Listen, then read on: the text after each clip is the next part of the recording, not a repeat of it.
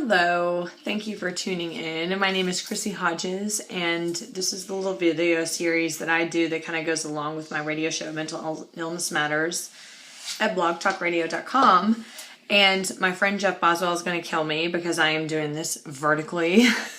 But I am in a new space, and so I'm just having kind of some issues trying to figure out where to place the camera and how to make this work. So my apologies for the vertical shot.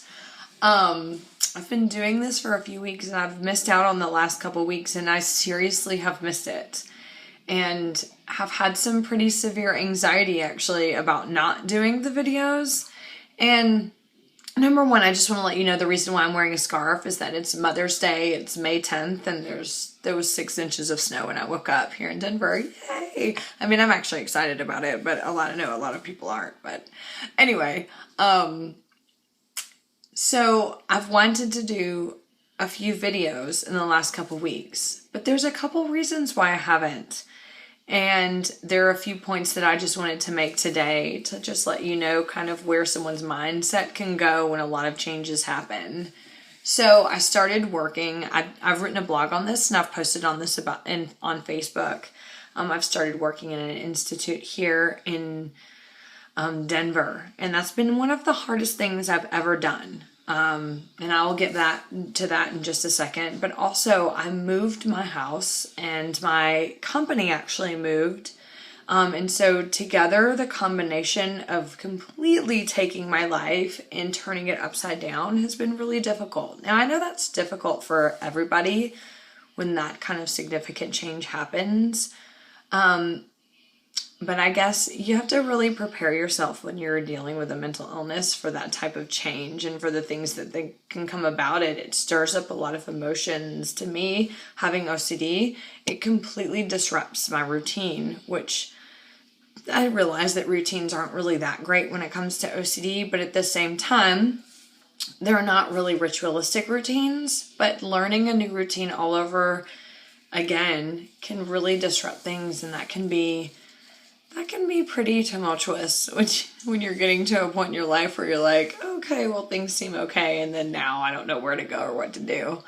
But I've missed doing this, and I've missed connecting, and I've been doing the radio show the last couple weeks and kind of addressing some deeper issues that come along with having a mental illness. And so today I just wanted to touch on really quick the hospital, my hospital gig that I've been doing, what that's taught me mainly, and moving forward, how that's going to change me when I'm dealing with people with mental illness, but in general, just in life.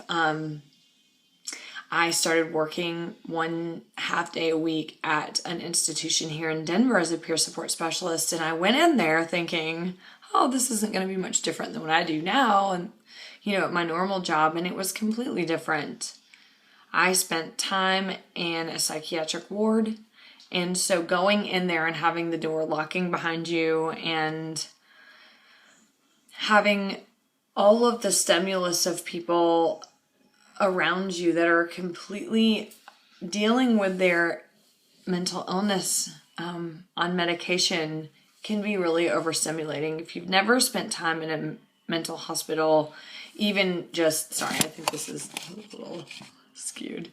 If you've never spent time there, even just as someone who's visiting, it can be overstimulating.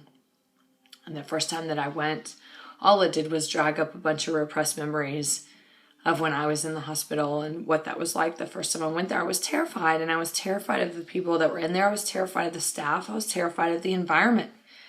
You're locked down like an animal. It's the bottom line. And you get everything taken away from you. Everything. The life that you knew. The person that you think you are. All your belongings, your family, everything. You're there completely alone with people who you don't think that you belong with.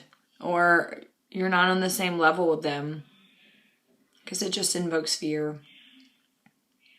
So I've been working there for a couple weeks. And finally, last week, I had a huge breakthrough.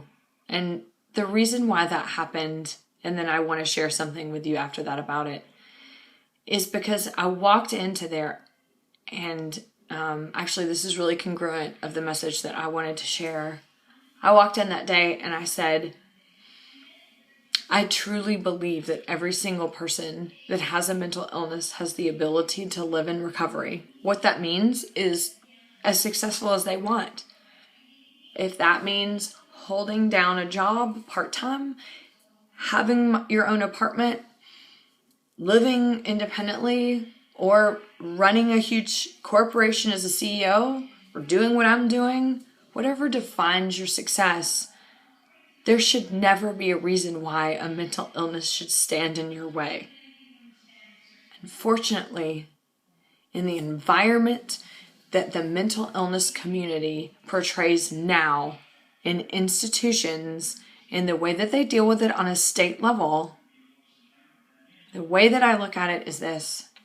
When you treat people like animals, they act like animals. People mirror the way that you treat them.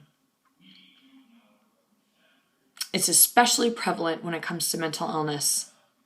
You want to go to somebody and act like because you have paranoid schizophrenia, you're never going to have a life like everybody else. That person is going to believe exactly what you think. Be very careful when you're put in a position to portray advice or in any sort of way approval about what is going on in someone else's life. Because when you have a mental illness, you're so embedded with shame and guilt and embarrassment that you have no idea how the people around you that you look to for support have a huge influence on you. And that can be negative or positive.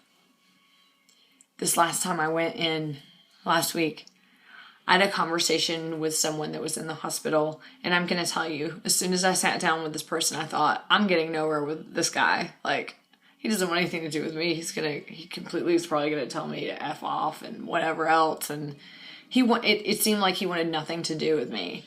And I just thought to myself, whatever. I'd feel the same way if I was in here and I was in his situation. So I just sat with him.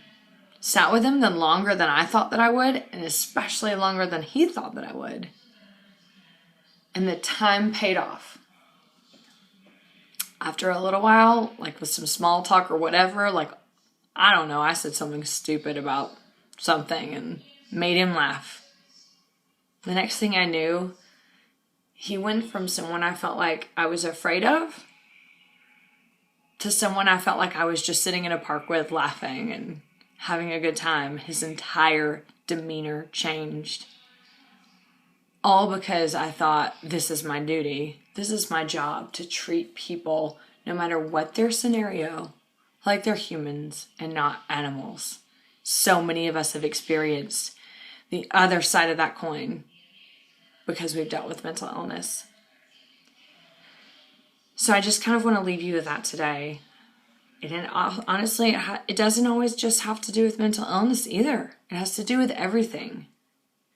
Why are people acting the way that they are? Why are people responding the way that they are? Maybe they're mirroring us.